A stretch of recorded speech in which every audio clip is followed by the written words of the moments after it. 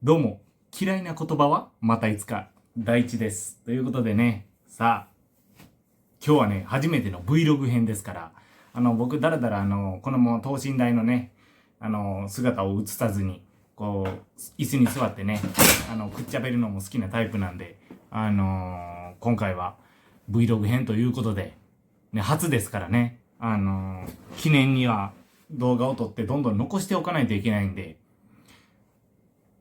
まあ僕の見立てとしては予測としてはですね、動画の文化はね、まあ長くは続かないと、まあ他の人も言ってますよ。ね。なんで、まあ写真に撮るっていうよりは、公にね、動画に残しておいた方が思い出になるんじゃないかと思いまして、今日はね、地元の祭り、被災の祭りに行きたいと思います。まあ地元で被災の祭りって言ったら、毎年やってるんですけど、さあ、情報はどうだったかなと。今ね、土曜日の7時56分でございます。7時45分からもう打ち上げが始まっているので、もう僕はね、家から近いんで、もう余裕を持って人混みの中に紛れることができるんで、それはね、運が良かったかなと思います。皆さん祭り行きますか？今年。行ってくださいね。同じ夏は二度と来ないですよ。もう、今日というこの8月1日の夏はもう来ないですから。ね。今日だけです。今日だけっすよ。いいんですか？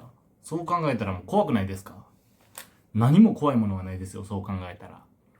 常に今しかないんで。常に今。今の連続ですから。まあちょっとそういうね、大事な話はちょっと今日は置いといて。被災の花火大会、これや。これです。今日はね、第65回ですよ。もう気づいたら20周年です。津市がね、合併して20周年ということで。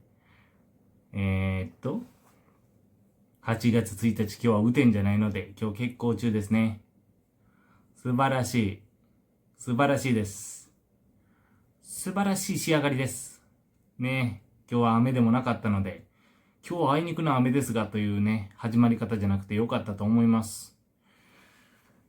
打ち上げは7時45分から。なんでだいたいクライマックスは終わりはどれぐらいなんやろということで、時間がたっぷりあるんでですね、まあ、終わりのことなんか考えても仕方ないということで、大地と一緒にね、被災の祭りに参加して、もう行ってない人も、今日は行ったなと。大地の動画でもう行ったと。満足やわ。金払わんでも、他の県の祭りに参加できたわ。ラッキーぐらいに思っておいてください。ね。